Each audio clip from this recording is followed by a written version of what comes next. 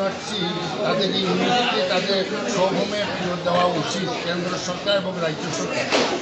এবং সেই মিজোরামেও তো এনডিএ গভর্নমেন্টের শরিক সরকার আছে, এখানেও বিজেপি সরকার, দিল্লি সরকার বিজেপি।